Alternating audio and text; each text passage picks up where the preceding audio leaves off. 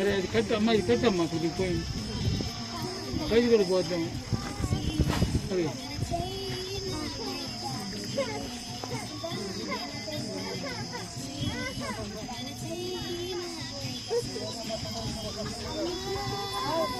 అమ్మా ఇంకో మాట, అమ్మ ఇట్లా మాట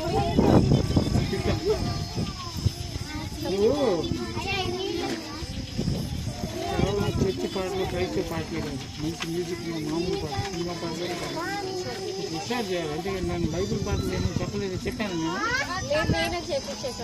అయిపోయింది. ఇక మామూలు పాటలు ఇచ్చా, మామూలు పాటలు అయితే మ్యూజిక్ పెట్టి పెడతారు కదా, అందరూ వస్తారు ఇప్పుడు ఇల్లే కాదు.